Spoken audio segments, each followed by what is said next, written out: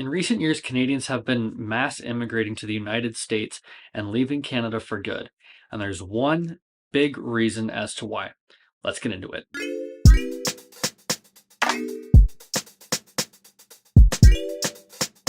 So over the last decade, taxes in Canada have been incredibly high. South of the border, there are 7 states where there is no state income tax, which means Canadians who have moved, as well as the Americans, are bringing home more of their paycheck, which makes it more affordable for them to live. Now, these 7 states vary across the 50 states. The first one being north of Canada in Alaska, where their total tax burden is less than 5%. So Alaska's total tax burden comes in at 4.93%. Now, to put this in terms that more Canadians will understand, I'm going to use an athlete as a frame of reference for what the numbers look like with each of these 7 states. So, Leon Draisaitl recently signed a contract extension with the Edmonton Oilers for an average value of $14 million a year. What does it look like if that were in Alaska? Obviously, Alaska does not have a hockey team, but to reduce or take off the 4.93%, he's still going to be taking home $13.1 million a year. Now, if we move that to a state more like Florida, which is 6.05%, he will take home closer to that 13 million mark, maybe a little bit under at 12.9 million. So he's taking home a good majority of his contract. Here in Canada, at that tax bracket, the federal government, along with provincial governments, will take off 60% of that salary, which means in a year, with all deductions, he's taking home about $5.6 million a year from 14. So he's losing almost $9 million off of his initial contract. Now, Florida's sitting about middle of those 7 states in terms of total tax burden. Going down the list from the lowest total tax burden to the highest, we have Alaska, New Hampshire, Wyoming, Florida, Tennessee, South Dakota, Nevada, Texas, and Washington.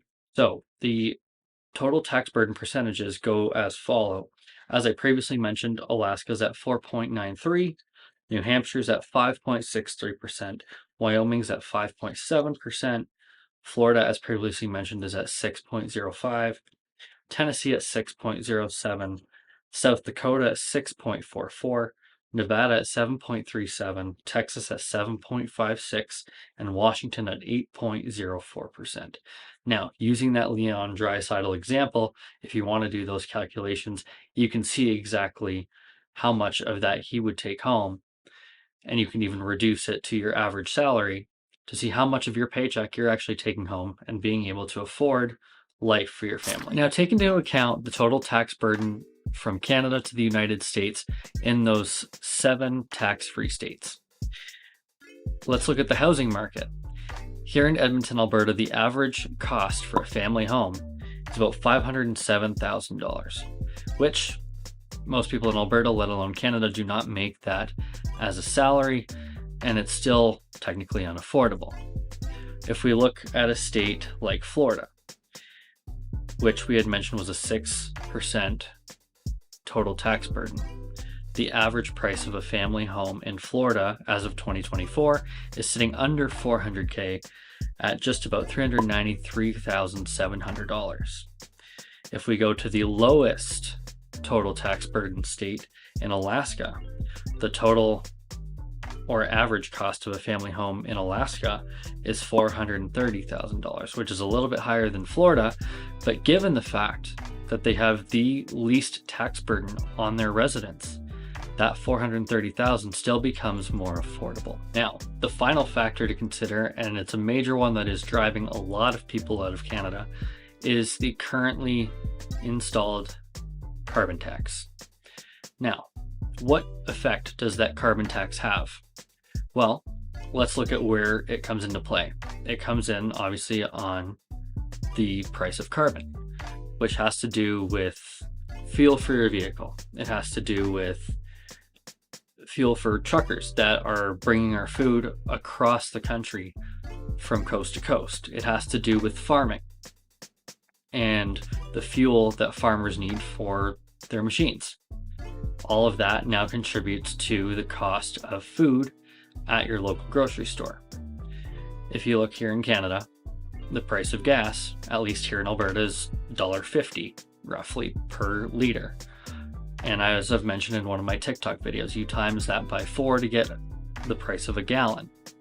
If you go down to Florida, even right now under a Democrat administration, they're still sitting under $4 per gallon, where in Alberta, we'd be looking at almost $6, almost $7 per gallon. That is a huge difference. And a carbon tax is something that would never get instated in the United States, which ultimately is keeping the cost of living, the cost of food, the cost of home eating, and the cost of fuel very low. So to wrap up here, the price and the proof is in the pudding. If you want Canada to succeed again, to have more prosperity, reduce taxes, scrap the carbon tax. Look across the border at those 7 tax-free states and what they're doing, and you will have more athletes and overall more Canadians staying here in Canada.